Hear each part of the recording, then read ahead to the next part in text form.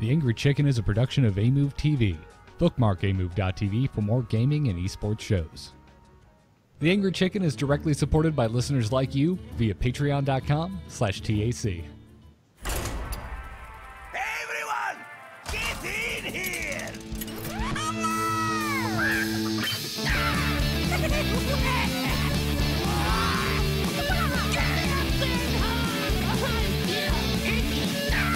Ready for action!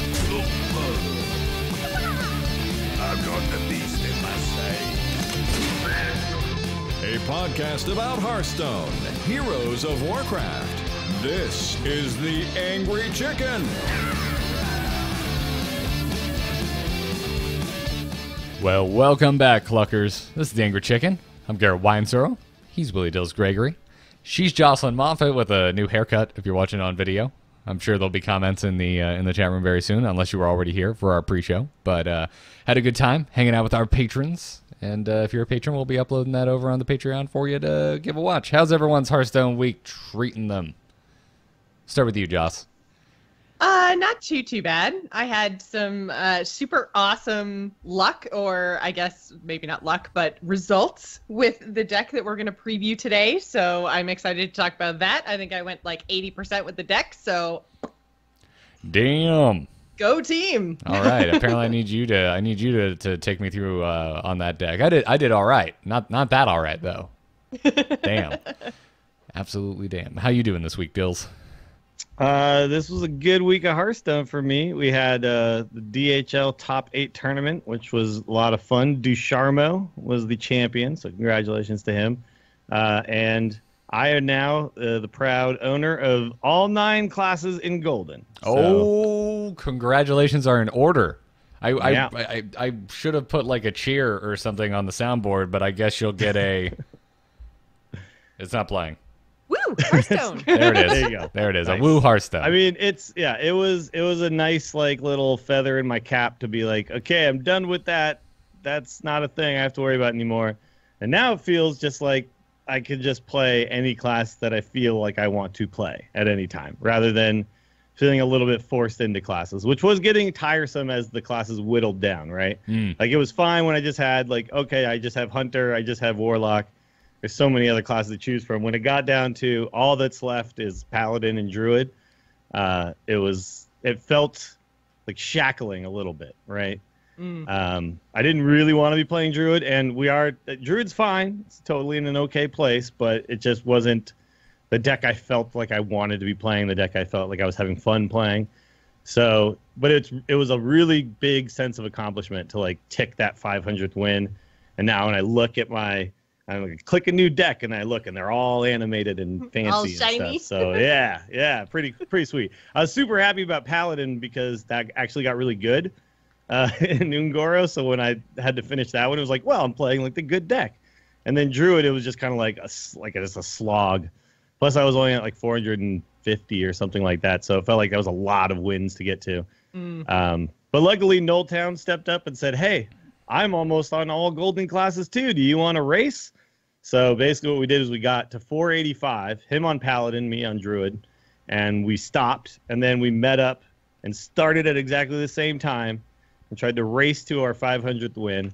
And I got to 499 really quickly while he was still on 494, I think. So I was like, oh, I got this in the bag. And then I just stalled out. I couldn't win a game. And I like kept checking over to his stream, and I'm like, oh my God, he's winning and I can't get a win. What's going to happen? Oh, I'm going to lose now. And then finally he got to 499, and I was in a game against a Miracle Priest, and I thought there was no way I was going to win. And then I just made, like 10, 10, 11, 11, 12, 12 Jades, and the guy conceded. So got there just in the nick of time. But it was, I mean, it got fun at the end. Having a little bit of a extra incentive trying to race somebody, I think was a pretty nice key to doing it for me. That's awesome, man. Well, I spent most of the weekend getting shut down in the teens on Quest Rogue because apparently at rank 19 people know exactly how to play against that deck. So that was fun. And by that was fun, I mean I think I'm going to be sticking with Aggro Druid, which we'll be talking about today for a little while because people seem to have the Quest Rogue's number. Yeah, I think people are starting to figure out how to play against it and what to do, and yeah, so it's not as powerful as it was a month ago, but Yeah, it's still a good deck though. Yeah, I still enjoy playing the deck, which is the important thing for me. I don't play a deck if I don't like playing it, which is why Druid is abysmally low on wins on my account. I've just traditionally hated every like playable archetype of Druid. For whatever reason, I've never enjoyed the class. But I've actually been enjoying the Rogue, and on top of that, I had like 3 quests that were all Rogue related. I was like, all right, I'm going to get this done. It's like, oh, wait, nope, I actually want to win. So I think all the rogues right now are pretty fun. I mean, Quest Rogue I enjoy playing because it's a puzzle. It's a little puzzle, right? Yeah. And a lot of times completing the puzzle seems very dire as they're, smashing your face in. Because that's what everybody started to realize. Like, just start going face until they're completing the quest. But the Miracle Rogue, there's just so much going on. Every game feels so dynamic right now with Miracle Rogue because you're playing Hallucination. Some lists are still playing things like Shaku and stuff like that. Getting your Sherazin back to life and all that. Like Rogue feels very interesting in every incarnation at the moment, which is pretty cool. Mm-hmm. Yeah, no, I completely agree. And I feel that way about multiple classes in Hearthstone right now. There's multiple archetypes in a lot of the different classes, and I'm just jumping around like crazy, like almost as if it was the launch week of Ungoro, and I'm still having a blast. It's a lot of fun. It's terrible if I actually want to climb, but I don't really care. I'm having a good time, and I'm learning a lot about these different archetypes. So that's what's important, right? You having a good time. Well, tell that to YouTube commenters. Yeah. But yeah. So did anyone actually try out the Wild Heroic Tavern Brawl this week? No. I did. I played it actually a decent amount because I didn't play it until like day 3, but then on my stream, we did on Friday, we did a thing called Tequila Gamers because it was Cinco de Mayo. Okay. And so I started off just like playing, very serious decks and trying to get, a decent go on the ladder going. So I was playing like Pirate Warrior and Wild and stuff. I am going to try to actually climb to Legend of Wild this month. So I kind of started there. And then everybody was like, all right, Heroic Tavern Brawl deals. And then I started getting, I started off playing like some serious decks. And then I started getting donations to do meme decks. So I ended up doing like Milkshake and all sorts of weird stuff. So how did Milkshake do? I think Milkshake actually got everyone like wants to know. 4 or something like that, which is not terrible, Yep. But I think the most I got was 6. It was, it was a struggle. There was some very powerful decks this go around in Heroic Tavern Brawl, but it still kind of came down to just getting lucky queues, right? Like queuing into decks you were good against, because there's so many different archetypes in Wild that there was a lot of variance in what you queued against, right? Like there's like 20 different decks I ran into, and sometimes it was just a horrible matchup for me. So yeah. I think the people who went 12, no, I don't think I watched anybody get consistently good results this time around, of all the streamers. And I think in the past, in Standard, guys like Savitz play so much Standard. He was able to get 12, or like Dog got like 12 a bunch of times with Rogue on the last one. This time around, it was like a bunch of guys got 1 or 2 12s, but it was a lot tougher. Yeah, just because of the amount of variance. I think there's a combination there of variance and just practice time, right? Like all these streamers have spent so much time on the Standard ladder, and then literally in the last week got 2 reasons, Heroic Tavern Brawl being one and the Wild tournament being the other, to actually go in and attempt to play in Wild. Yeah. So all of a sudden you spend, so long in one format and then to switch to another one. I mean, it's awesome that some got 12 wins, but I'm really not surprised that they were not able to get consistent results the same way they were in Standard Heroic Tavern Brawl. Yeah, neither was I. If you took a lot of those players and threw them into a best of format, we'd see much more consistent results. But the fact is, I mean, it's a best of one. Yeah. So I think the variant. You both hit the nail on the head. The variance and the practice. What I'm really enjoying about this is the fallout from it and how much more documentation we're now getting of stats from Wild. Like, I mean, Tempo Storm has updated their meta snapshot for Wild to the point where I've never seen it before. There's a lot of chatter happening around. People in the Hearthstone Reddit are actually talking about playing the game. Oh my god!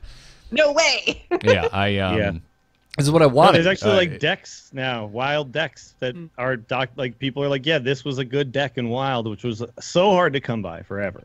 Yeah. There just wasn't anybody reporting on what was good. So when you played wild, you just were kind of flying by the seat of your pants, and that's now you could actually do a little net decking if you want and still kind of adjust, but it's nice to have a base to start with. So people who hate net decking, when you were playing wild before all this is happening, you suddenly were like, oh, I actually see the value in net decking, I think, because it does change how the game is played a little bit. There's a little more consistency to what you run into, and it's a little easier to find, like, okay, here's my starting point.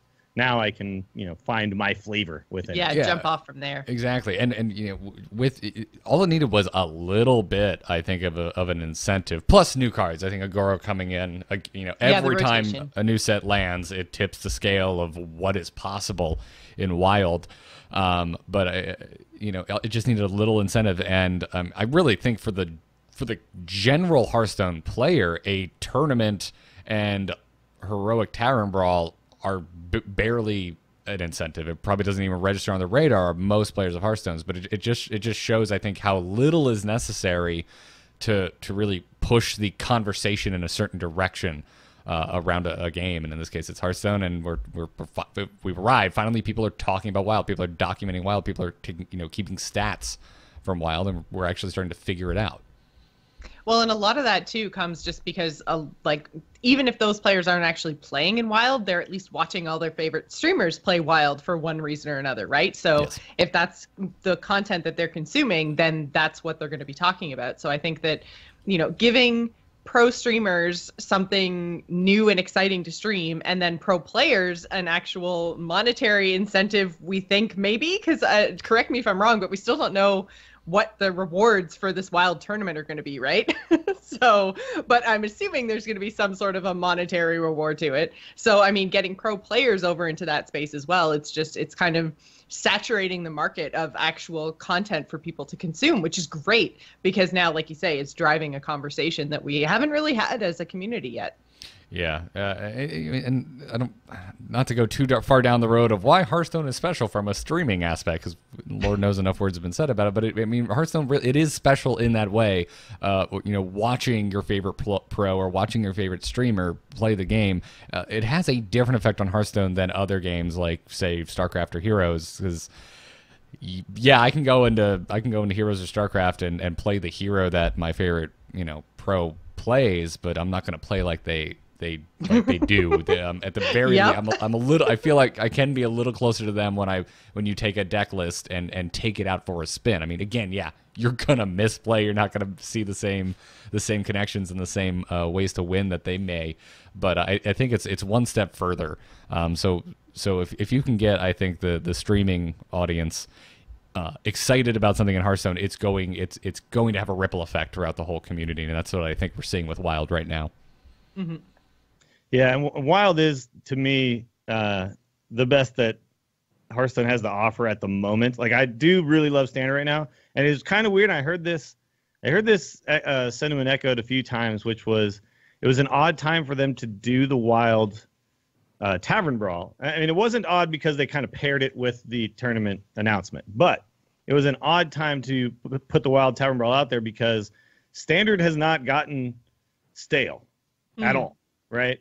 Like, if they did this in another month or so, like a month leading up to the next expansion, I think it might have been even more popular than it was, because there were some people who are still like, yeah, but I'm still having a great time in Standard. Why do I care yet? Mm-hmm. And there's always going to be, even with the amazing card set that we've got with Ungoro, there's still always going to be a slight lull at some point where the meta has been kind of what it is for a good period of time, right? So it hadn't gotten to that point yet. So some pros were like, I kind of wish I wasn't feeling forced to play this yet, because I know I can only do it for the next 4 days, so I'm definitely going to do it. But I kind of would rather be playing Standard right now because there's a lot of things still to explore, right? Yeah, so. I felt bizarrely vindicated, like in my own like game, like my Hearthstone headspace, because that's in my head. I have a compartmentalized play Standard until you're bored, then move over to Wild. That is what Wild is for, and I don't necessarily think that's the case anymore. I think now that these incentives have come out, and now that there's this big kind of community discussion around Wild, at least more so than we've really seen in the past, that we're going to start to see folks that just consider themselves Wild players that are going to be more interested by Wild compared to Standard. And I think that's very exciting. There actually is a guy, by the way, who I didn't know about, but apparently there's some guy whose streams under the name Control the Board was considered like the #1 Wild player for a long time. And suddenly his name started to kind of go out a little further because so many people were playing Wild. But before, he was kind of a niche guy, right? Like, I had never heard of him, but he's been like reaching really high legend every single season in Wild for a while. And now, like, so his name was kind of made based on this, which I thought was also very cool. Like, there's going to be more people like that, like you said, Gary, very soon. And hopefully this Wild tournament isn't just full of a ton of pros. Hopefully there's going to be some names where they're going to be like, yeah, that guy's just a Wild specialist, and he's going up against, the Firebats, and because I know Firebat said he was going to try for it. I think Dog said he was going to try for it. There's a bunch of people who said that they are going to try to qualify for this tournament. So we'll hopefully see some of those names go up against some of these specialists, and we'll see, if it's more important to just be a good player or to actually be somebody who understands what Wild has to offer. Yeah, and all this really makes me want to, because I'm never happy. You always want something else. Now that Wild is arriving as a competitive format, hey, can we do this for Arena? Please? Please, Team 5? Sure. Just offer me both. Yeah. I mean, I find that in Hearthstone right now, no matter where I queue, I get into a game pretty quick. So I would definitely take a few extra seconds on my queue to be able to decide whether I want Wild or Standard. And we did hear from Ben Brode that Wild decks may become a thing or Wild packs may become a thing at some point. Perfect place for those to be offered would be as rewards for Wild Arena. So, hey, won't be a bad idea. Yeah, sounds wonderful. I just want best of 3 or best of 5 Arena, or challenge a friend with my Arena deck. One of those 2 things. That'd be great. Could have a competitive Arena thing. Please. Thank you. Well, before we move into Hearthstone news this week, we want to thank our sponsor, HelloFresh.com. They are the meal kit delivery service. They make cooking fun and, more importantly, easy and convenient, because I am lazy and so bad at eating even remotely healthy. So if nothing else, even though they're sponsoring the show, I'd like to thank them for making sure that I don't completely die of malnutrition. So you can go and sign up over at HelloFresh.com. They will send a meal kit directly to your door each week, or as often as you would like to sign up for. Most of them take about half an hour to make. Even I can do it. And they've got a code for all of you cluckers out there. Check it out for $30 off of your first week of deliveries. Go to HelloFresh.com and use the code TAC30, that's TAC30, when you subscribe. And you can have a box full of meat and vegetables, or just vegetables if that's your thing. It's not mine. But, I've had many lovely boxes of varied foods show up on my doorstep. I've gone into the kitchen with Katie. She pulls out these little bottles and just goes, oh my God, they're adorable, and saves them all, by the way. We have a cupboard full of these tiny little HelloFresh bottles that she now uses to bring like a mobile bar with us when we go to hotels. I love Katie so much. Oh my God. Yeah, it's absurd. So if you end up hanging out with us at a hotel in BlizzCon and we make you like an old-fashioned or something, that's another reason to thank HelloFresh, because not only do I get to eat because of them, we also get to bring alcoholic beverages with us on the go. So we thank them for their support. HelloFresh.com. Use the code TAC30 when you subscribe for $30 off your first week of deliveries. We thank them for their support. And now let's move on to this week's Hearthstone news. Good news, everyone! Hey guys, Tavern Brawl is hitting 100 brawls this week. The 100th Tavern Brawl is going to be this week. That's nuts to me. I didn't realize we had that many. Yeah. That's crazy.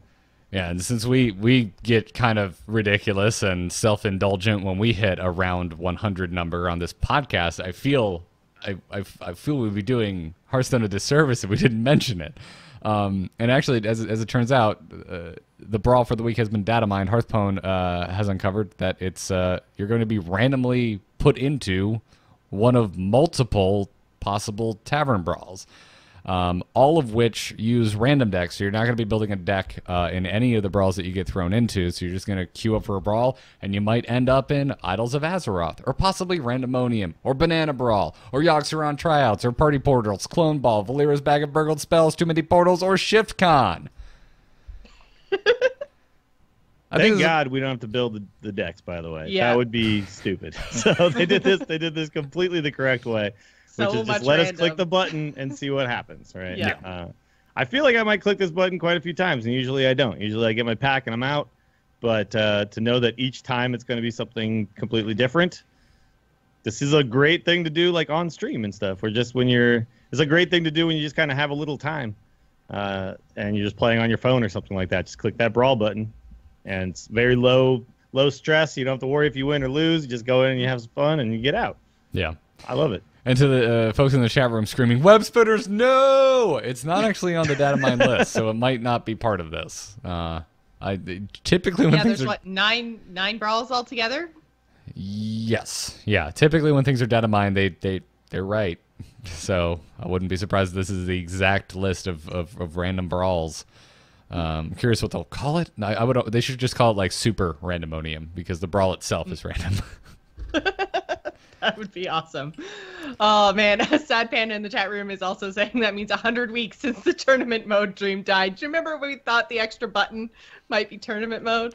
Yeah, and actually it's been more than 100 weeks. I believe this is the 100th unique brawl, not necessarily the 100th, or is it the 100th? No, it's the 100th brawl, I think, because it's basically 2 years old.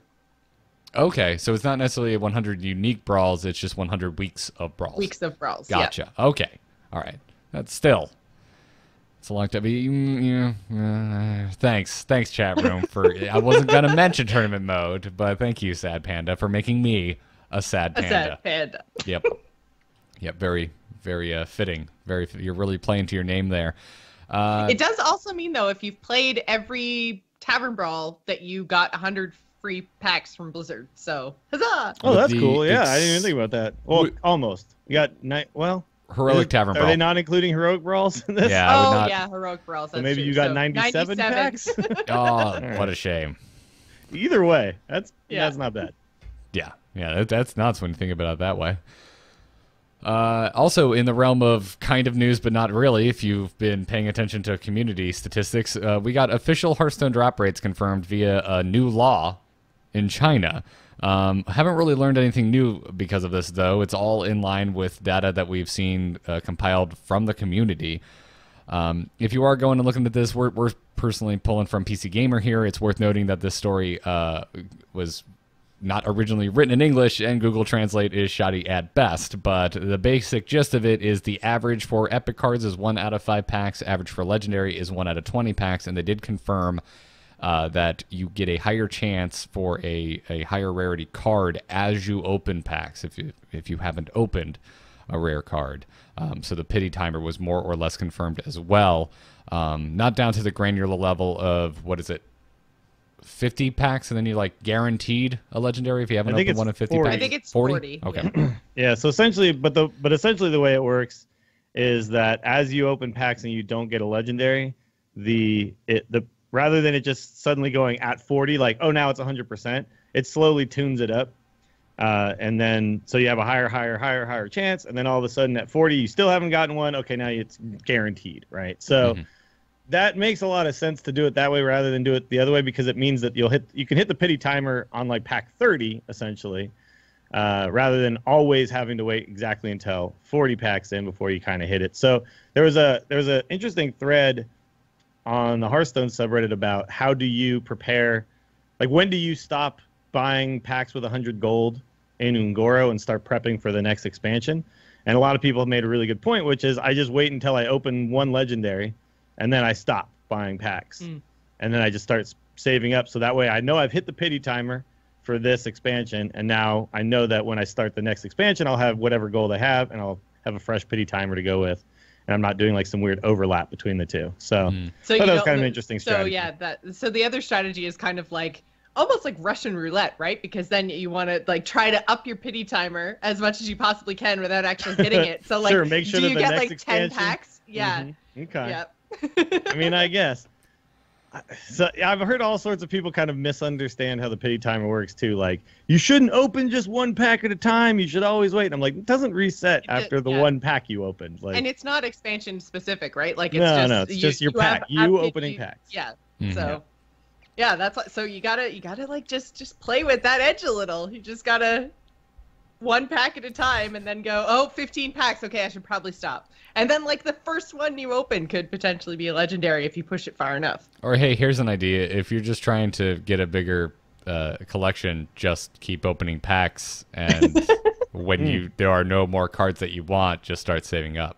It just kind of turns out that, just open packs, right? Like, that's kind of, that was kind of my thing, too. And I saw a bunch of people trying to misinterpret these stats. Like, oh, 1 out of 20.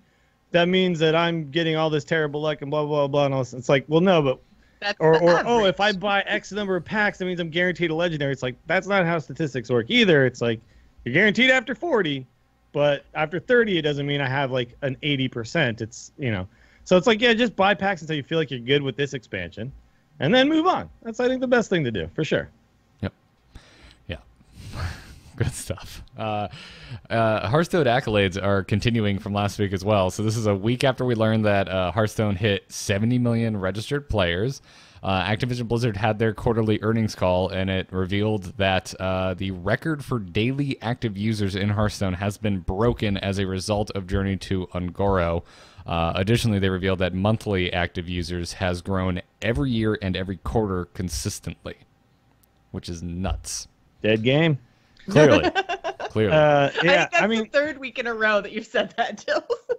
I mean, they're just getting the haters are getting proven wrong left and right, and I couldn't be happier about it. It's great. Yeah, and if I can just lean out from Hearthstone for a second, Blizzard is doing very well overall, guys. Oh my God, they had the biggest first quarter online player community in the company's history. It had monthly active users of 41 million, which apparently is up 58% year over year, which that's insane. Yeah, that's a lot of freaking people. And then Overwatch has hit 30 million players globally and is now its $8 billion franchise. So not an $8 billion, but it's the 8th title to hit the $1 billion mark in Activision and Blizzard's whole lineup. That's awesome. And you know what? It's great for, I think, Blizzard as a whole. I think it's great for really the paying a price for a game kind of model, because Overwatch is not free. Overwatch does have the kind of loot boxes you can open for cosmetic things, but to actually play Overwatch, you have a base game price, which I'm so glad that Overwatch is doing so well when you have to pay to actually play the game. That makes me happy, because I'm not a huge, I know this is a Hearthstone podcast and, I love Hearthstone, but I'm not a huge fan of just the free-to-play model in general. I like the idea of paying a price and then getting the game. That makes me super happy. So I like that it's not just the total free-to-play titles that are kind of like owning Blizzard right now. I like that Overwatch is doing so well. I think it's great for the industry and the company. Yeah, I'm with you. That being said, though, I don't think that model would work for Hearthstone. But no. Like, I don't think if you could have, like, here's your expansion, it costs $50, you have all the cards, would work in Hearthstone. I've seen card games that actually kind of try to do that, by the way. Like, that they're like little kind of crappy mobile games, and they do try to like do that, where like, here you have all the cards, but it takes away from the card game feel, right? Which is like specifically opening collecting the packs and feeling cool because you have this card, Yeah, wanting a card and getting it, that kind of stuff. Specifically the collecting aspect. Now, granted, if you're as deep into the game as we are, you more or less just drop a lot of money and get most of the cards, so the collecting aspect is kind of shot for us anyway. But yeah, I still feel it. Like, because like I said we just had a pre-show, and like I said, there is still cards I don't have in this set, right? And I'm very much looking forward to getting them. And once I do, it allows me to like mess around a little bit. Whereas like in Overwatch, I don't feel like, oh, I got a skin, now I can mess around with Bastion. It's like, I either play Bastion or I don't, right? That's one of the cool things about a game like Hearthstone, and why this model works so well, is you open like a Lyra, and you're like, I wasn't even considering playing a deck with Lyra. Let's go try it now. That kind of stuff is pretty cool for this type of model. But I'm with you with most games. Yeah. I kind of wish I'm not that Heroes advocating. went that route, right? Mhm. Like, if Heroes was kind of like Smite, where they were like, here you go, all Yes, the champions. ultimate hero pack. Yes. I would be happy about that for sure. Yes. And I'm just sitting here going, Smite, Dota just gives me all the damn heroes for free. I know. Yeah, Dota does. Yeah, Dota and does League? No, League you have to pay for heroes, League, right? The league's awful, so I don't care. No, I'm not. Yeah, so I'm not advocating that Hearthstone go the way of Overwatch where you pay a base price. I just mean, in general, I'm glad that there is still the model of paying a base price for a game is still working for Blizzard, and they're not just like, oh my god, our free-to-play titles are the way to go, so from now on, we're going to nickel and dime you every step of the way. I'm glad that there's something that that you have to pay for that's doing as well as Overwatch is doing. Every game, though, like a game is different from another game in a different genre. Like people sometimes seem to compare them one to one as if, this is how. Oh, this is clearly the best way. It's like, well, no, WoW still works as a $15 a month thing. Dills, and this works as this, and we don't have to figure out how to make everything the same thing. You just define the internet, dude. I don't know if you noticed. You just define the. People compare apples to dogs. Welcome to the internet, Dills. Those things aren't even fruit. Oh, it's fantastic. Yeah, no, I'm in the same box. To be fair, I like apples and I like dogs, so I mean, I guess you can compare them a little bit. yeah. Things Dills likes. They do. Yeah, there is some overlap there. Yeah. All right. Finally this week in the news rundown, and I'm gonna file this under. Thank God this didn't happen. There was an interview with the Australian gaming website AUS Gamers. AUS Gamers, if you want to go check it out, Ben Brode sat down with them and revealed some of his more, or not necessarily his, but Team 5's more out there ideas for Hearthstone expansions. And he referenced two specifically, and it said that, listen, I'm only mentioning these because they have been outright rejected. He made it sound like they're in a grave and there's no chances of coming back because he said, there's other things that we haven't gone with, but I'm not going to mention them because maybe it'll come back one day. The first off, was Lich King versus Battle Pets, which I actually kind of like the idea of. But Arthas would just win. Like, Battle Pets are tiny. Like, yeah. Well, I mean, they really hammed it up and almost went like a Pokemon route where they, these are like mini gods essentially that you're wielding with your battle pets. That could be fun. Can't you just imagine that 5-man though, where Arthas is chasing you and he's like gigantic, and then there's just a whole bunch of little battle pets running away from him? Like, that's so stupid. That's kind of I in my head, it's Arthas has just become a battle pet trainer. He's just I'm done liching. I'm done. Oh, so it's not necessarily versus. It's like I think it's it's just. Well, I mean, there is a lot Arthas of battle with pets. his battle pet. There's a lot of battle pets in WoW to choose from, so they would make good cards and stuff to do. But I don't know, man. I don't know. We would have gotten a lot of chicken cards, which would have made me really happy. So I would have been okay with that. But the other one he mentioned, and this sounds like the worst thing ever, Warcraft babies. So Warcraft characters, but that are babies? Baby versions, like Baby Thrall, Baby, Baby Peach and Baby Mario and stuff from Nintendo. Yeah. I'm glad they did not do this. Again, these are just, these are like over the line silly, where like Hearthstone can be silly while still keeping some of its, Warcraft roots in a little bit of seriousness. Like, here's a giant dinosaur. Here's also, a silly dinosaur grunt. Like, and that's fine, right? Yeah. You could do both. But it would be really weird if they put out Warcraft babies and they're like, Baby Thrall is a 9 mana whatever, and you're like, what? No, that's Baby Thrall. Yeah. I will say though, I am so excited that Team 5 is a kind of team where someone can come into a meeting and go, all right, guys, Warcraft babies. And they legit have a conversation about whether that would work or not. Well, maybe that guy got laughed out. We don't know. Well, that's true. I guess, he might have been fired. I guess technically maybe we don't Ben know. was immediately like, you're fired. And like, went full Trump mode. But, And then as he's walking out the door, you just hear... Yeah. That's what it sounded like. No, yeah, I guess technically that's true. We don't actually know what happened to the guy that proposed the idea, but he felt like he could. Laughed out of the building. Yeah.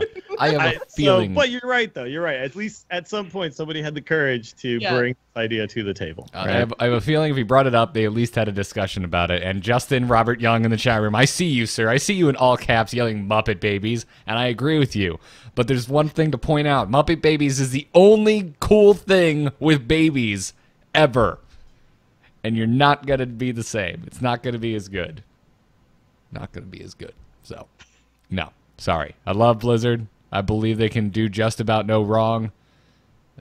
But they're still the Diablo 3 auction house. I don't. This would have been wrong. So good on them. Good on them. Yeah, taking their game in the correct directions, I believe. Yeah. My favorite thing about this, though, is the fact that Ben Brode even brought this up, because I hear this, I'm like, that's the worst idea ever. Thank you for actually informing us of this, Ben Brode, because it was at the very least entertaining. Now, before we move on to strategy, talk about Aggro Druid, we have another sponsor to thank today, awaytravel.com, the makers of pretty freaking cool suitcases, and I never really thought a suitcase was cool. But it turns out there are some cool suitcases out there, and you can find that on awaytravel.com. I might recommend specifically going to awaytravel.com/TAC, and if you use the checkout code TAC at checkout, you'll get $20 off of your order. But Jocelyn, you have one of these, and if I know you, is it already packed for Nerdtacular next month? Do you already have it packed? Okay, clearly you don't know me at all, Garrett, because I pack like a freaking hurricane literally the hour before we have to leave for the plane. I am ridiculous. But the thing that I do is I keep it charged all the time, because the fact that I can actually charge my iPhone is amazing. And it actually saved my digital life a couple of weeks ago, because we had a crazy big thunderstorm come through and all of our power went out and my phone was going to die. And I was like, I can plug it into my suitcase. And it was amazing. Wow. So, yeah. I just keep thinking about Pokemon hunting in airports and how often I do that. And just having this thing, just like wheeling it around while it's plugged into my phone as I Poke Hunt. Yeah. That just sounds beautiful to me. I want that experience, Oh, that's awesome. That's freaking. I also was just looking at their website, by the way. The names for their suitcases are perfect. They have carry-on, bigger carry-on, medium, and large. I'm like, I know what those mean. Thank you for not calling it something super weird. I'm like, is the executive the right suitcase for my life? I don't know. The Duchess? The Duchess. Oh, that's fantastic. Yeah, it's great. So check out awaytravel.com/TAC. Use the code TAC at checkout and get $20 off your order. Go check it out, everyone. Also, we didn't even mention free shipping within the 48 lower states, 100-day return policy, lifetime warranty. Definitely go check them out. These are not expensive either, by the way. Like $20 off is pretty damn good. Yeah, and they're the high quality hard shell type cases. I mean, it's some good stuff. Now let's as much as I would love to make the whole, as much as I would love to make the entire episode about luggage, and I'm sure Away would love that as well. We should probably talk some Aggro Druid. So let's get into it with this week's strategy talk. Hit it very hard. Wanna blow something up?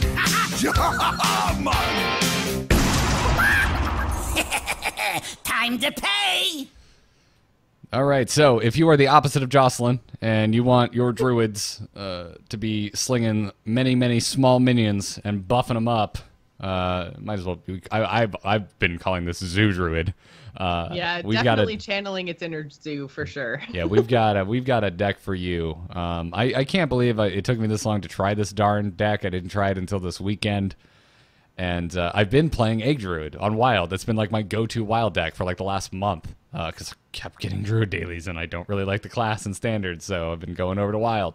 But turns out I like him in Standard again because this deck is perfectly fine. I dig it. I like it.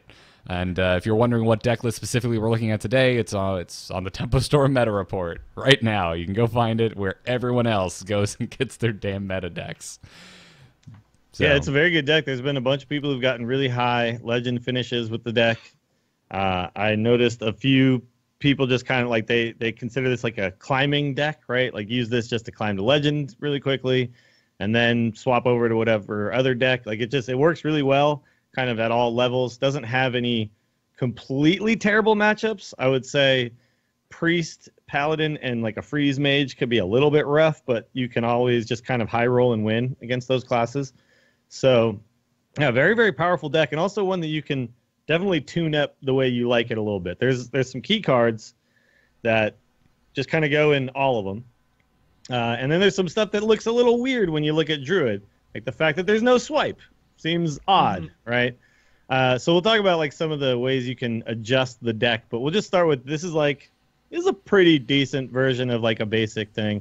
You'll notice that double Hungry Crab is in there because Hungry Crab is actually just a fine card for the deck, whether or not you actually eat a Murloc or not. Just a 1 mana put a dude on the board that you can then use to buff. Because 1 mana is like it's a tough mana slot because you want something that you can play and like know that it's not going to die. Like that's why you don't see the 2/1s in here.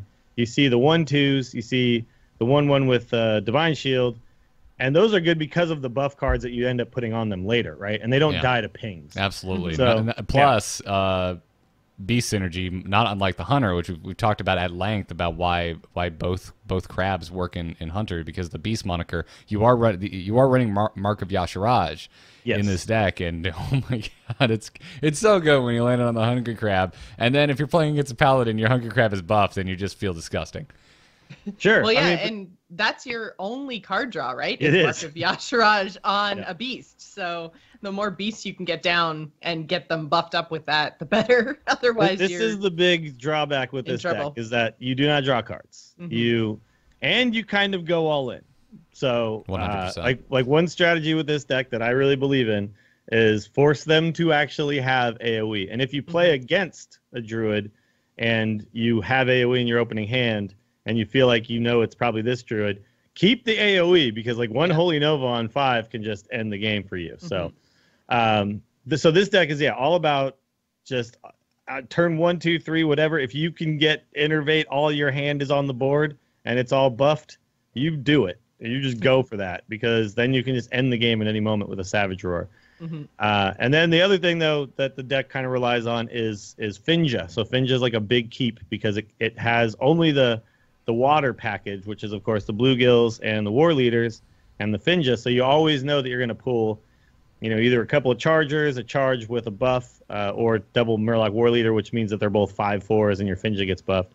So it's really powerful to swing games back in your favor. Yeah, there are some really gross early game innervate plays, and I think it's important to kind of note these, especially in relation to the mulligan. If you are coming to this deck from a Zoolock or any other real aggro deck that isn't Druid, if you've never played an aggressive Druid deck, you can absolutely keep things like Finja for 5 mana or Vicious Fledgling for 3 in your opening hand if you have Innervate, because these come down early, and oh my good god, if you go second, you get the coin and you have Finja and Innervate. It's so gross. I feel like Finja is like 100% keep in this deck for me. I think it's just he is like the most important card in the deck. But yeah, the Vicious Fledgling is kind of a new thing. So people were trying one-ofs, and now I'm starting to see a lot more people go back to double Innervate, double Vicious Fledgling, because that is a game that can also just high roll you out like to an easy victory, right? Yep. You can Innervate that thing on turn 1, you win. Yeah. If they don't have any way to deal with it, it is so supremely abusive. And I'm with you. I led in with like the perfect scenario of being able to innervate out Finja, but he's a safe keep because there are so many affordable minions to play. Your chances are very high that you're going to have other things to play to get you to turn 5. And we mentioned Mark of Yasharaj as the only card draw mechanic. That's part of the reason Finja, I think, is so important, because he doesn't put cards into your hand, but it's better. He just puts them on the board, and you know what they are? It's going to be a Charger and a Murloc that buffs the Charger. So, or sometimes you get really unlucky and it's both Chargers or both War Leaders, but that doesn't always happen. Yeah. So the play style is a little bit like Zoo. So early in the game, you're going for board control. So you do make some early trades just to try to get minions to stick. A lot of people I see playing this game or this deck incorrectly, and same thing with like Pirate Warrior and stuff, is they consider themselves a pure aggro deck and they just go face. And then they allow the opponent to make value trades and clean their board up. And you really don't want to allow that to happen. You want to use minions to protect other minions, right? So If you can make a trade and keep a dude on the board, you generally always do that. If you can protect like a really important minion, like sometimes you really want to protect the beast because you have Marquee Asheraj in your hand or something like that. So you want to try to kill things with non-beasts and allow you to actually get that value with the mark. You play it as a control the board deck early, and then at a certain point, usually around I'd say like turn 3 or 4, depending on if your hand is nearly empty or not, you just shift into now I pure go face, right? So it's really important to understand the high skill cap of this deck is understanding when to flip that switch, and that's not an obvious thing. I see a lot of people kind of make that big mistake. They flip it too early, or they wait too long. They make too many trades, and suddenly like they're out of stuff, and the opponent's still at like 25, and they can't ever kill them. You need to get the opponent somewhat low by like turn 4, 5, 6, so that you can hit a Savage Roar and just win the game, right? Another interesting thing with this deck is sometimes Savage Roaring somebody, even when you're not going to kill them, is actually correct, because you want to use it the turn you're going to get the most damage out of it, right? So if it's like turn 4 and you're going into a likely AoE scenario in the next turn, or it's like turn 5 and Dragonfire Potion is likely the next turn, you probably just want to Savage Roar now, get all the damage you can out of that Savage Roar, and hope you can close the game with something like a Finja, or some of your more sticky minions and things like that, or like a Living Mana coming down on turn after that. Yeah. So get the damage in when you can. I did it multiple times because I had 1 or 2 chargers in my hand and then other buffs, and it's like, well, I'm gonna use my Savage Roar now, and I was able to just close it out with like a single Bluegill Warrior and something that and your hero 1 or 2 more damage. Your hero power is going to give you that 1 damage a turn too. So exactly, yeah. And living Mana is fantastic. I'm not just saying that because I have a golden one and it's shiny. Ooh, shiny. I have 1 non-golden and 1 regular, so I know somewhere Brian Kibler is like having a heart attack because he can't stand it when there's a mix-matched cards if you're golden. But that's just how I opened it, and I'm not gonna disenchant my golden to craft a non-golden. Yeah. So another little bit of strategy around this is Living Mana. That's a very difficult card, I think, for people to play correctly or play against. When you're playing against Living Mana, I had people trading into my non-Living Mana minions and leaving the Living Mana on the board. I'm like, trading into my Living Mana and leaving my non-Living Mana minions on the board. And I was like, what are you doing? You're just giving me mana. Giving me my mana back, yeah. Yeah, because the way it works, it's an empty mana crystal. So if you kill it for them, they get a full mana crystal the next turn.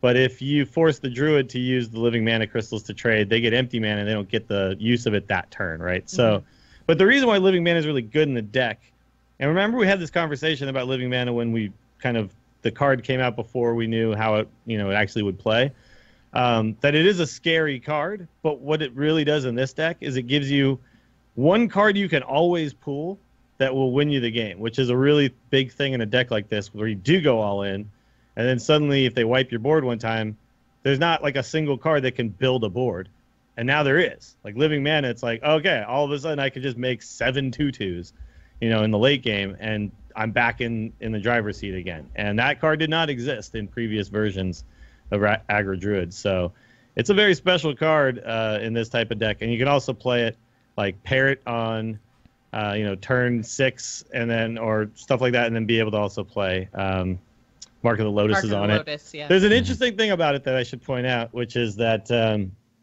it doesn't give you 5 if you innervate it. Yes. Yes.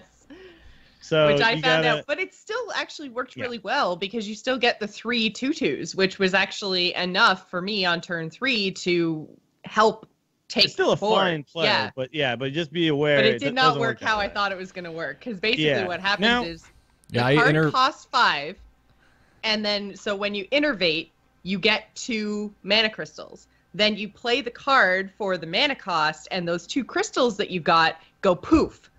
And then, so you have 3 mana crystals remaining, so then the card effect resolves. And then, so you have the 3 empty crystals that turn into 2/2s. So, this that's is one how of my problems with the wording, because it was wording confusing. makes it look like it should work, because when I innervate, I literally look down and there's 5 mana crystals, right? So I feel like it should say transform, like you could ramp into Living Mana being more, But you cannot, like, on one turn, a coin won't give you an extra one. So, like, coin on 4 will give you 4. It's anything. Anything that gives you mana that turn, like usable mana in the same turn, does not count towards. Yes. Towards living mana. I love that you guys brought up 3 and Innervate, because I tried it on 5, and I'm like, I want 7 dudes. So I popped Innervate, and all I did was throw away Innervate. Right? That's all I accomplished by doing that. Was just, you know what? I don't need this Innervate. I'm gonna throw it in the toilet. Well, you still got the hero power, didn't you? Because I think it only uses up the current amount that you have. But if you do use it, like let's say you use it on turn 5, like it still costs 5, but it converts. Because it's a weird card. Like, it still costs 5, but it converts like mana. Yeah, whatever. So like sometimes you end up losing some more mana, and it looks like it costs you 7, but it actually costs 5, and then it just was like, okay, well you have enough space for 7. I'm going to convert 7 of your crystals. Well, you're talking to a person that was so sure that this was going to work that he innovated, cast it, and hit end turn. So sure. No, so I didn't get to use my hero power. I kind of feel like it wouldn't be totally broken if you could innovate it out. I mean, it'd be real good. But I think that'd be like one of the cool little tricks you should be able to do with it. I don't know. Like, me personally, I'm like, I think it should work that way. Like, it works. Yeah, I do too, just because I read and I understand what the English language means when words come together to form a sentence. But I hate inconsistency so much. But it's totally fine. It's fine as it is. This deck 100% works with living mana not being able to be abused by spells like Innervate. But I think living mana is the linchpin by which this deck lives or dies, right? Because I don't think this would work with no card draw in its current state. I mean, Mark of Yasharash, but beyond that, well, that's what you see in Wild. A lot of people aren't playing living mana because they have the Jeeves, right? Exactly. So the Jeeves kind of ends up working a little bit like the same thing, because it's just like that's the card that will get you back into the game. So there's a lot of Egg Druid in Wild that doesn't run living mana, and you'd think that they would, because it is that card. But like I've seen a lot of them running either 1 living mana or 0, and they're running the Jeeves because it's hard to find room for all of these things. But it kind of acts as that card now for standard. That's the Egg Druid I play just has 2 Jeeves. 2 Jeeves, and then you're running like the Soul of the Forest and all that stuff, right? So yeah, it works really freaking well. Soul of the Forest is like the backbreaker for Wild Egg Druid. You got a board full of stuff, and you cast that, unless it's a Silence Priest, which I haven't seen in Wild. That's usually they definitely don't run. They definitely don't run like AOE silence. They run single silences. So.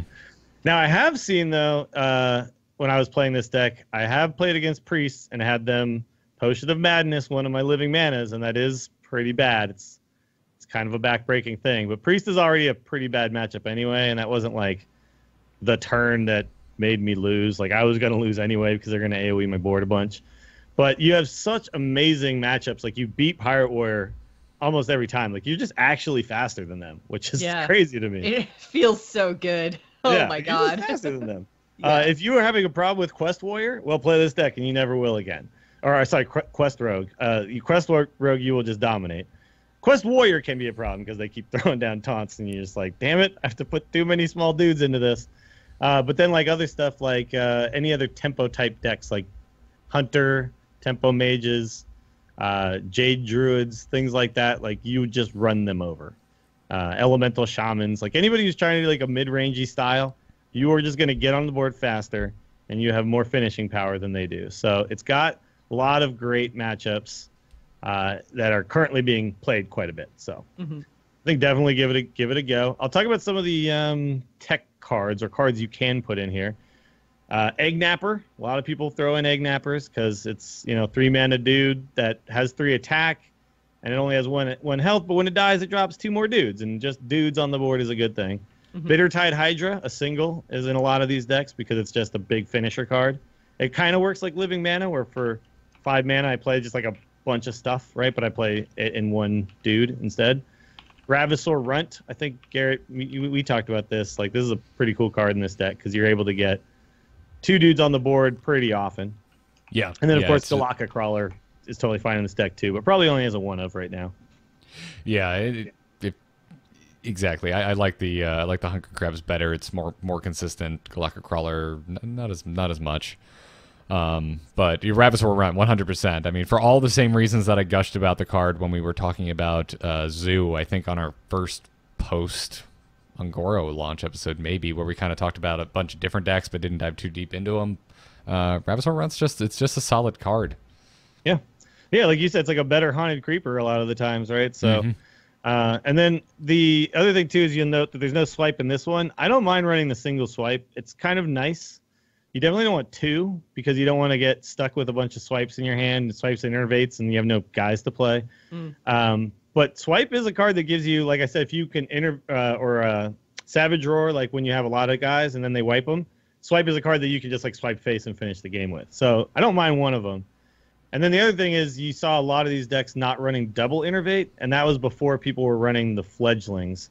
They were running like one fledgling maybe. Now you're seeing a lot of double fledgling. You kind of need the double innervate to really make that work because it just gives you that turn one fledgling way more often. It's like Blade Master and Circle back in the day for Priest. It was just such an important thing to maximize your chances of starting the game with. It's worth doubling up on both of those cards. Yeah, I like the idea of the swipe.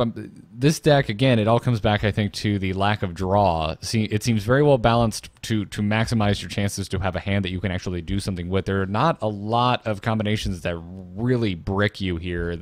Probably some of the worst are multiple defenders of Argus or having both your Savage Roars early on in the game. Everything else falls below 3 mana, and most of them are minions. So. Yep. I see somebody in chat saying Genzo over and over and over again. Yeah, Genzo's fine, but the problem with Genzo is he has to actually attack to get the effect, and that's why Jeeves is always much better, is you just play it and you get the effect. However, with Jeeves not being available in Standard anymore, Genzo has been tested out, but I've seen a lot of people kind of test him and then abandon him after a while when it stopped working so well. Yeah. The other thing about Jeeves was he had 2 copies of it, right? Genzo's a legendary, so you can only ever have 1, so it's just too inconsistent. If you like it, feel fine. I mean, feel free. I think it's fine. Go for it, you know? Yeah, I don't know. I feel like this is the type of deck that I feel historically I would hate. I've never liked aggro decks that don't have room for error, and by room for error, I mean error in your draw. Like if you just draw poorly, there's just nothing you can do because there's no draw. Typically, decks like that just give me anxiety, and I can't stand them. That's why I never got into Mech Mage back in the day.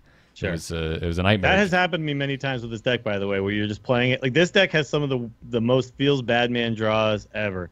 Like you're out of stuff, and then top deck innervate. You're like, and then it just feels hopeless, right? Yeah, that absolutely can happen. But for whatever reason, I could just be lucky, but I don't feel that that's been happening as frequently with this one. This one just seems very well balanced. It seems like 2 Mark of Yashirasa. It's so hard to say quickly, and the one Finja is enough to get you there. Granted, that being said, now that I think about it, I think like the first 7 games I played with this deck, I never even saw Finja.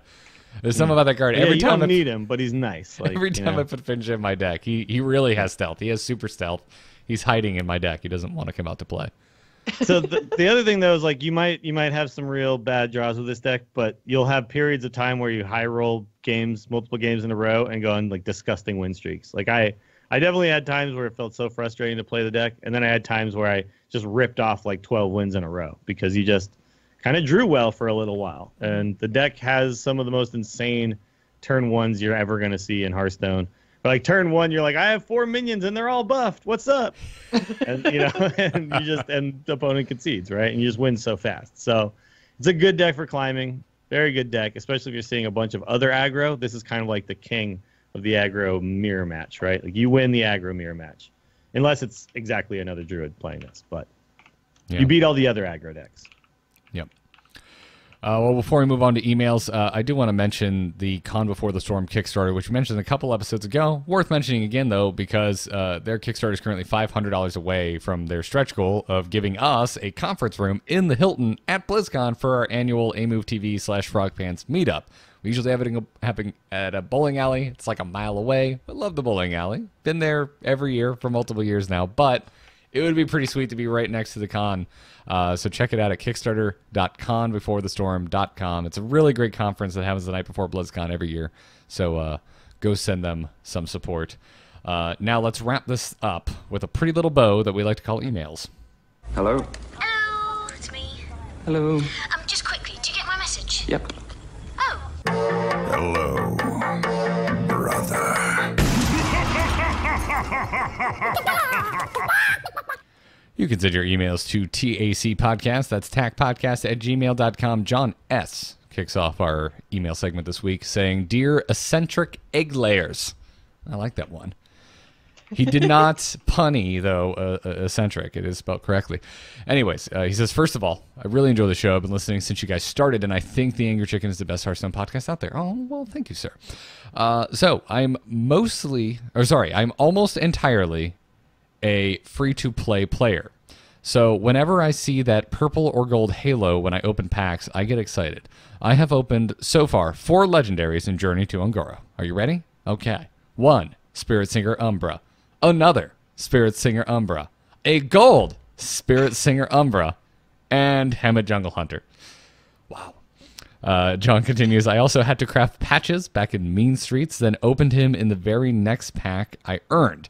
It's so frustrating opening the same legendaries over and over, getting punished for crafting cards you need only to open them in the next pack. So here's an idea.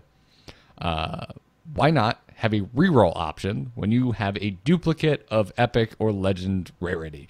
I think it would vastly improve the user experience, especially for free-to-play players like myself. What do you think about this? Is there a reason Blizzard would oppose this idea? Thanks. But bring it on. I'm all for this. This is one of There's the... definitely a reason that Blizzard would oppose this idea, and that's money. Well, yes. Well, it's kind of interesting, though, because they've just introduced the same sort of thing with Heroes of the Storm, right? Where you can re-roll your pack, essentially. Yeah. Although they don't guarantee the rarity. No. But I wonder, like, if this could kind of be made into... Like, you wouldn't be able to do it for free, and I think that that's fair. But you could do it for, say, 100 gold. So maybe the price of a pack. And say, for 100 gold, I want to re-roll my legendary.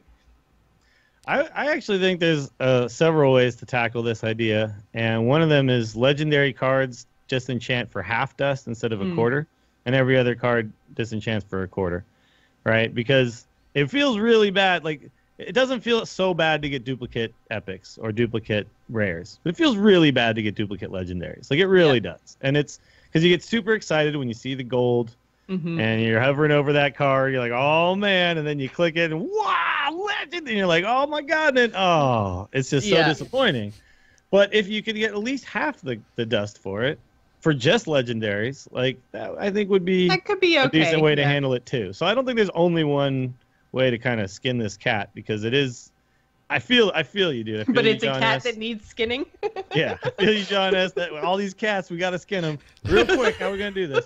But no, I mean, it's just, there is an issue here, and I'm just not sure what the perfect answer is. Re-rolling for 100 gold and then re-rolling back into the same legendary would just like double down on that bad feeling. So I don't know. There's somewhere in between all of these ideas where that's like the perfect answer. But yeah, it sucks, man. It really does. And I'm on your side here.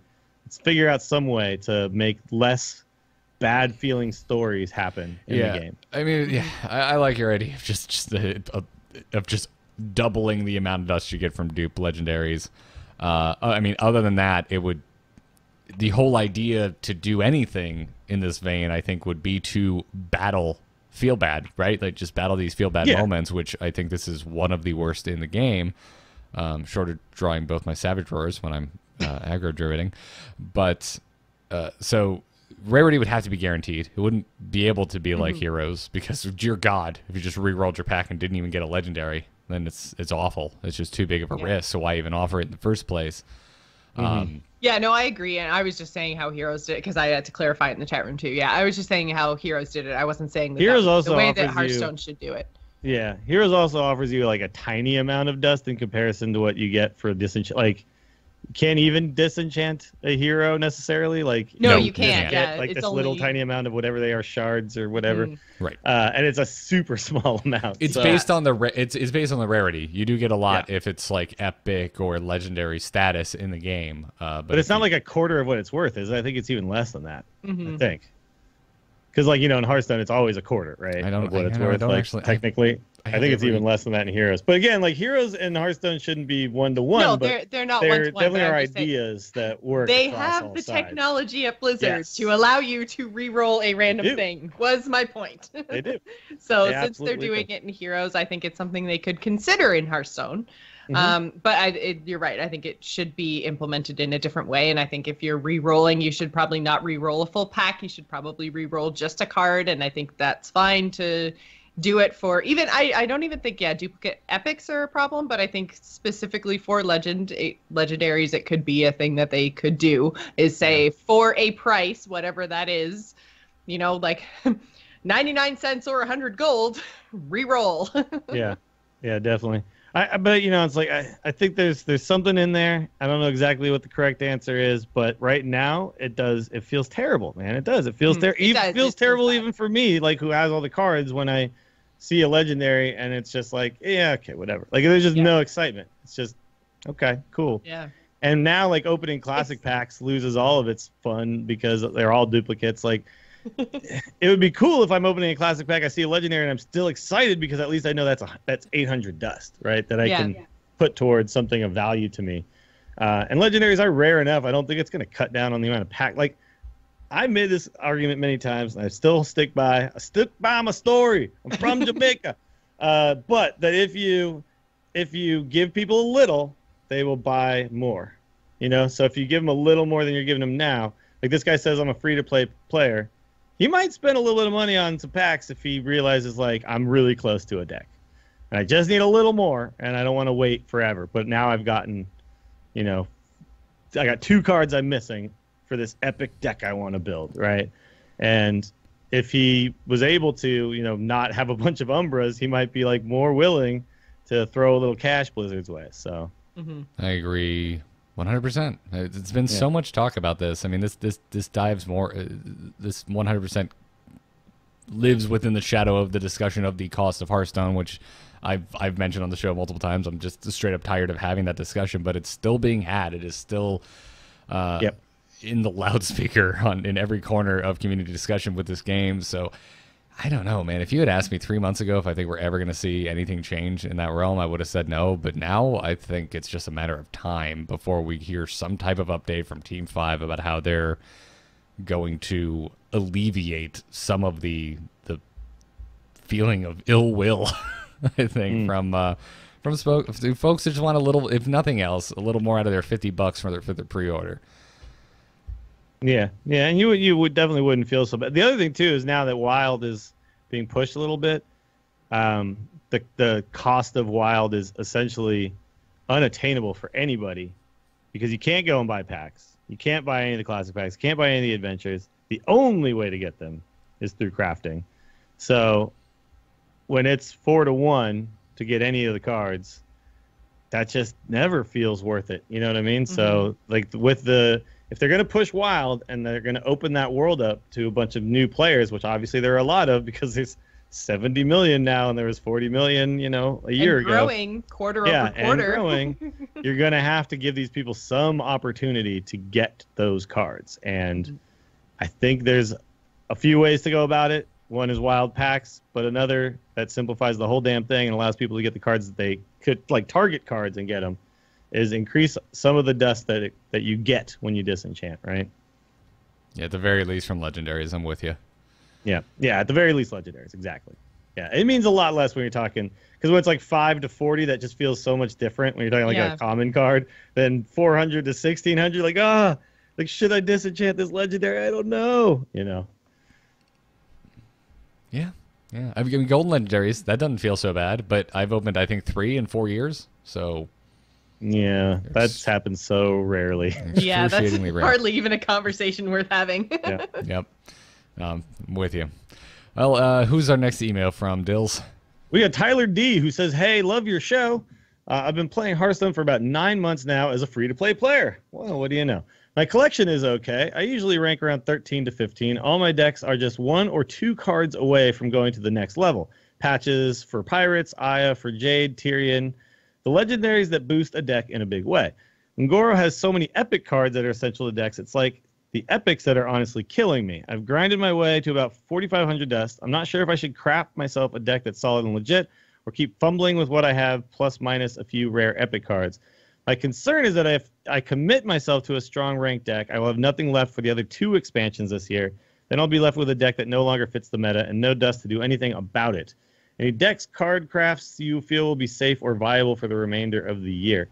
Well, anything that you craft right now from Ungoro will be viable for 2 years. So, and it's going to be the longest of any of the stuff that's going to come out in 2017, right? It's going to be viable and standard. Because if you start crafting stuff at the end of the year in whatever the last expansion is going to be, then that's going to be around for a year and a bit, as opposed to Ungoro, which is you're going to get a full 2 years of your dust if you craft Ungoro cards.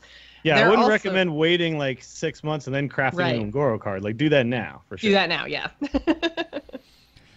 And then, I mean, like, you've also got, oh, shoot. I totally had a point, and now it just went kapoof right out of my head. Oh, no, kapoof. Yeah, like, kapoof. Your point got dusted.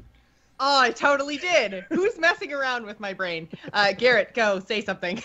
Well, if I think of it, I'll say something. I saw Tyler's email ahead of time, and I actually went and looked at some of the top the top decks on like Tempo Storm, for example. I was like, I just want to go look because I don't actually know off the top of my head how many. I looked specifically at epics. You know, I didn't know off the top of my head how many epics were in all of these decks, and many of the top tier decks actually don't have that many epics. Like, I do not want to create another Pirate Warrior in this world, but Pirate Warrior, they pretty much just run South Sea Captain. That's like the only epic in that deck. Yeah. Other than that, and then, like Greenskin and Patches are the only potential. Well, sometimes Leroy, but yeah, you're right. Like, and most epics too at this point are like one-ofs.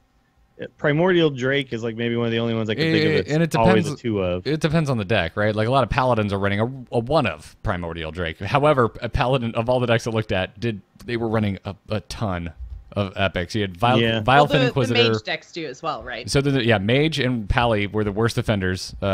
Just in the kind of the top decks I took a look at. Yeah, you know, Pally's running your Vilefins, your Murloc War Leaders, Gentle Megasaurs. Lay on Hands is making its way in there now. Usually they'll 1-of. One of Primordial Drake, but this is also the deck that has some of the most legendaries out there at the moment, although some of them are from adventures. But yeah, actually this set of epics is more 2-ofs than any previous set I think we've seen. Usually they have been 1-of type cards, but damn, Living Mana, Gentle Megasaur, Primordial Glyph, Shadow Visions. Yep.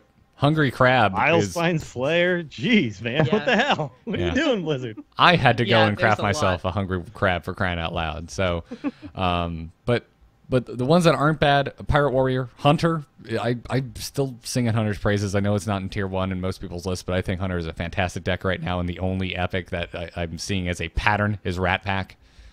And if you're playing Hunter, I think it's worth your dust. Miracle Rogue, honestly, not that bad. You've got Prep, your Vilespin Slayers, and your Arcane Giants. Now there are legendaries you need to worry about in there, but that's not a ton. I don't really recommend though saving dust. Like I get why people want to do that, but like he says, he's built up to like 4,500 dust. Like I think like Jocelyn's first point was like super solid. It's like use the dust now, because then you essentially get the most value you can out of it, right? And start with Classic and Ungoro, and then build up dust again. Right, like it's like the longer you save it, it's like almost like it goes down in value. It's like you're taking a loan out from yourself and getting no interest on it, right? You're just having it sit there and never do anything, and it's like, you know, when you play an RPG and you never use a health pot because you're like, I want to make sure I have those when I need them, and then you realize at some point you have like 90 of them, and you're like, I just should have been using these damn things. Like, just use it. Like they're there to be used, really. You just described every time I've ever played Zelda. Yeah, exactly. Like, you always have so many more than you need because you're like, I don't want to use it when I don't need it. Yeah. And you're like, well, I could have had. I can get by. I can limp with a broken ankle. No big deal. You're like, man, I could have just been using these the whole time. Yeah. I would have been fine. Like you will, as you play, continue to build up more and more dust. So just think of it not as something to be saved, but something to be spent, because the cards are going to feel better than like the dust sitting there, right? The cards you're now using to play with. And I get when you spend it, you want to make sure you're spending it correctly. So for that, I just kind of like, that's like not a perfect science. It's really just like, what decks are you looking for? And, you know, what decks do you have like the most cards for? Maybe try to find something like that where it's going to get you to a complete deck. rather than like almost to a complete deck, and then you're going to feel like you're not there yet. So he also did specifically mention Tyrion, which I think if you have 4,500 dust and you don't have Tyrion yet, Tyrion 100% craft Tyrion. Like, Sure. just do it. Because Tyrion is pretty much the most powerful class legendary and has been for a really long time. He's part of the classic set, so he's never going away. I think he's a very, very, very safe craft, especially if you enjoy playing Paladin. If you've got a Paladin deck and all it's missing is Tyrion, dude, Yep. just craft it. It's the safest craft I think I could the also three he recommend. mentioned, by the way, I mean, these are all, I mean, Patches is going to stick around for at least another year and a half, I believe, and so is Aya. So these would all be fine crafts at this point. Well, they're going to be around till the next rotation, right? They're going to rotate out next spring. Because yeah. their Mean Streets was the end of 2016. Oh, is that right? So it'll Okay. rotate out in Yeah. 20... Yeah, you're right. Okay. You're absolutely right. But I mean, that's still like, I don't know, like, are you having fun with your dust, or you want to have fun with like some cards? Like that to me is kind of the thing. Are you sitting in your pile of dust going, wee, sparkly? Or would you rather just go play some Hearthstone? Yeah, like I always have like no dust, and because I see a card I need and I just get it, and then I have no dust, and then eventually I build up some dust, and I'm like, sweet, I can do another card, and another card happens. So, and it always feels fine. Like there are definitely moments where I wish I could, and I don't have the dust, and I go, well, I just can't do that yet. Do it later. But I know that I at least have those cards that I did spend the dust on. So. Yeah. I think the mental trap a lot of people fall into is like, oh, because they'll watch a stream, help even ours, and they're like, oh, you have so much dust going into a new expansion. The expansion hits, you open up your packs, you disenchant your duplicates, and you have all this dust to go craft whatever the heck you want. But I mean, if you're saving your dust for that, I mean, what are you really doing? You're betting, you're hoping that the next set is going to have A, good cards, or B, cards you actually want. And that's not always the case. I mean, we've had expansions like TGT, which didn't have a very large effect on the meta. So I think you're better off, especially in a free-to-play scenario, getting cards that make you just play more games and win more games, because it's going to get you gold, which is going to give you more cards, which is going to give you more dust, and the cycle just continues. Yeah. Yeah, I crafted a whole bunch of quests right away, right after Ungoro hit, and, you know, I could sit here and regret it, or I could just be like, no, I'll always have them now, and if I want to toy around with Barnabas, I can. It's fine. I wouldn't make the same decision now knowing what I know, but at the time I was like, I just want all these quests, man. So I blew through all my dust like day one, crafting all the things I wanted to be able to toy with, and that was really fun. So because you got to mess around with it, right? So yeah, you can't take that fun back. Yeah, that's an experience in and of itself. Yeah, so I'm always an advocate for just not, hoarding in life and saving up can be good with certain things, but in video games generally it doesn't work out as well. There's not a Hearthstone wrench you have to make sure you make every month. No, you don't take your dust with you. All right, final email, Jocelyn. The final email today comes to us from Jed Cairn, whatever. Reading's angriest of chicken podcasts. I love the idea of the phrasing of this, that there's like a ton of chicken podcasts out there, and we are the angriest of all the chicken podcasts. That makes me happy. You don't listen to Chicken Facts Chicken or Weekly. wait, don't chicken me, or oh man, stuff you should chicken. WT Chicken. You don't listen to any of these? The hardcore chicken history. Monday Chicken Podcast with Bill Burr? No? Yeah. Okay. No, sorry. He goes on to say, I was a big fan of the Adventures pre-change. I was really hoping that the flavor from Adventures would be retained with the release of Ungoro. Specifically, the thematic pre-designed bosses you would fight. Quests don't cut it for me, and I was hopeful that Tavern Brawls would be the place that Team 5 would explore the lore of the new expansion. Has the lack of mythology disappointed you guys, and do you think that in the future Team 5 will use Tavern Brawls as a platform to expand future expansions? He means basically expand on the lore. Love the show as always. So I think we're going to see single-player content, which I think is what Ungoro right now is missing. We're going to see single-player content come with the next expansion. So I think that might kind of fill in the lack of story that you're feeling in Ungoro.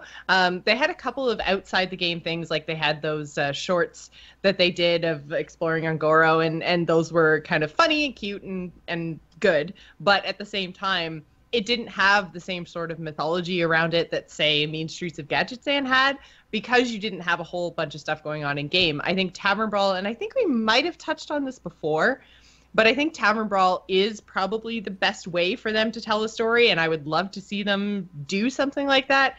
But I think we might actually see this problem with every new standard rotation. They seem to, when they do a standard rotation, potentially like bring in new features or do cool new things, or just the standard rotation itself. They tend to not implement things with the first one. We saw it with Old Gods last year too, where it's like the thing they did was rotate, do ladder stuff, and bring in an expansion, and that's enough. And then we get more things as the year progresses. So it might just be kind of the first expansion of the year is suffering a little bit because of this, but I think we're going to see more going forward. So I'm kind of holding off my judgment of how Team 5 is delivering the lore and mythology of Hearthstone, because they tell such cool stories and they have such great imaginations that I want more of it, but I think we're going to get more going forward. So I have high hopes for single player content, but yeah, I think Tavern Brawls could also be used better than they have been used in the past. What do you guys think? I read this email in a different way because to me, this just seems really cut and dry. It was announced that expansion 2 and 3 of this year will have single-player content, and it was also announced ahead of time that Un'Goro will not, because Un'Goro was too deep into the development process before that decision to A, cut adventures, and B, bring adventure-like experiences just in with expansions before that decision was made. So I'm just reading Dreadkern's email, and just sounds like you missed that announcement is what it boils down to me. Yeah, like you could say disappointed, but I'm not disappointed just because I knew it wasn't going to happen, right? But obviously we'd like it, but we know why it didn't happen this time. Yeah. And it will happen every time going forward. So at least you can, Dreadkern, you can be excited that this is an anomaly, right, going forward. We will pretty much now, from here on out, always have some single-player content tied to each expansion. And you'll be getting, apparently, like, free packs, which will be nice. So, like, another way to earn some stuff. They could even go down there's a lot of games that kind of handle this. I don't know if you played Magic Duels. But in Magic Duels, you have kind of like a single-player campaign, which is essentially kind of like a little adventure where you play against the computer and stuff. Hex has like the whole single-player campaign where you like move around a little map and stuff. It's great because it introduces story to the game, and they have done it in the past with Hearthstone, so the fact that we didn't get it for one expansion wasn't really a big deal for me. So yeah, I'm with you, Garrett. But I agree, Jocelyn. Like, even if they didn't have like a single-player adventure type thing, maybe just one Tavern Brawl could have happened in the middle of Un'Goro that said, like, hey, you're doing this against, like, you are Elise, and you're traveling through Un'Goro, and, like, they could have just done something simple. They could have done something. Because I know, well, they did for Mean Streets, right? Because you had you got to play as one of the bosses. I was about to mention that. But it wasn't good. No, it definitely it wasn't good. I'm not saying it was good. I was about to get on both of you for that. So freaking annoying. You had to listen to them do the stupid the voiceovers. Oh, yeah, that was bad. That was bad. But they did it. They did it. It was also like a month late. Yeah, that's true. So by the time it came out, yeah. I mean, if there's any expansion I was disappointed with because of the lack of in-game lore, I would go with Mean Streets, because that whole concept for their version of Gadgetzan is so awesome that I want to see it in World of Warcraft.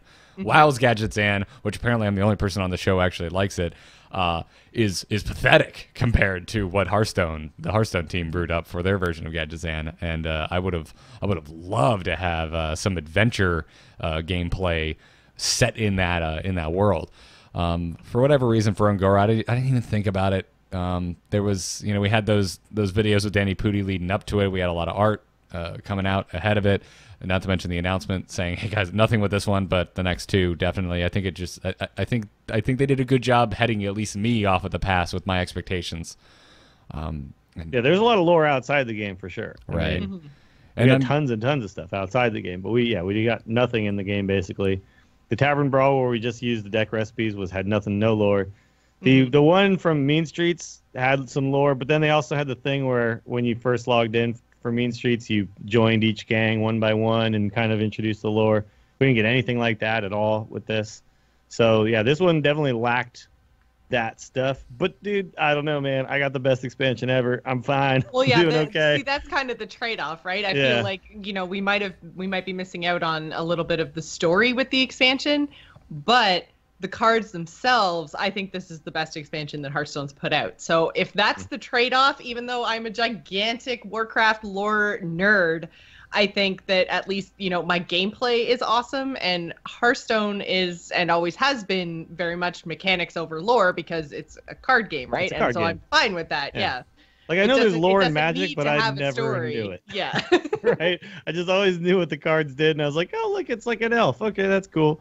But I never, and I know some people are like, oh my God, they delve into the planeswalkers, and this guy does that. I'm like, cool, man. What does the card say? I'm very mildly, I'm surface level into the magic lore. I like to find out what the theme for the sets are because it always, has that stuff is cool. A very big impact in the art, and the art's always rad. And actually, if I would recommend, and we're not sponsored by them at all in any way, shape, or form, but if you're even remotely interested in Magic, not only is Duels a sweet freaking way to play, but I like their campaign mode a lot. I'm glad you brought that up because I completely forgotten about it. Their campaign mode is sweet, and there's a lot of really great Magic art on display. And well, it teaches you like who Chandra actually is, right? Yeah, I didn't know any of these people are. Where I never knew. I was just like, yeah, sure, Liliana. I don't know, whatever.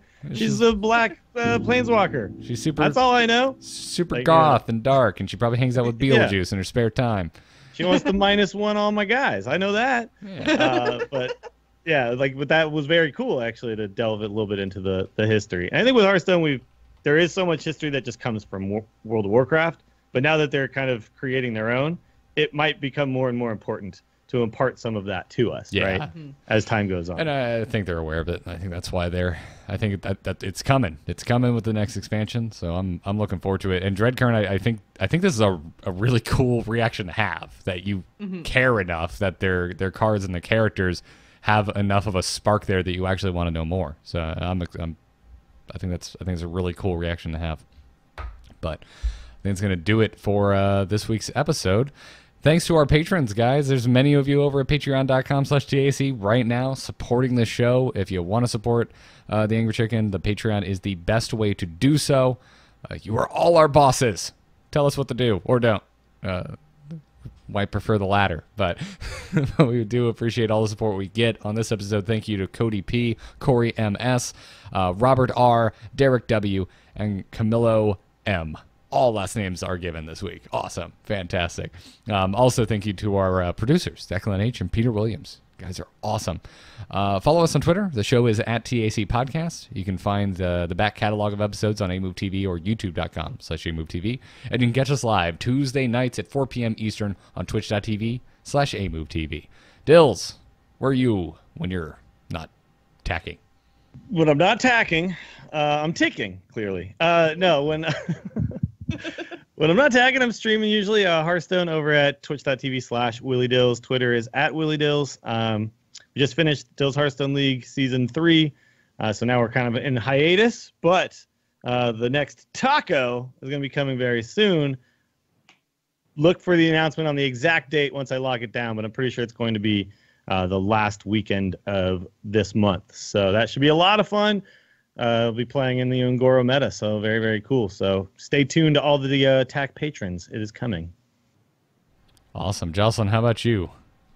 You can find me on Twitter and Twitch. I'm at Joss Plays, and you can find me right here on twitch.tv/AMoveTV every Wednesday night at 8 p.m. Eastern for my general gaming podcast called The Gamers Inn. Check that out. And when I'm not snapping, I'm popping, but never crackling. And you can find me on Twitter at GarrettArt, and all of the podcasts I do at amove.tv. It's quite a few over there. Joss, you and I talk World of Warcraft sometimes on a show called For Azeroth. Folks should go check that out. Other than that, I have a graphic design portfolio at nomoonart.com. Take a look at that if you have an extra minute. That's going to do it for this episode. Thank you, everyone, for tuning in. And thank you, Aggro Druid, for mostly being kind to me in your draws this week. We'll see you next week. Job's done. Job's done. Job's done. Yes!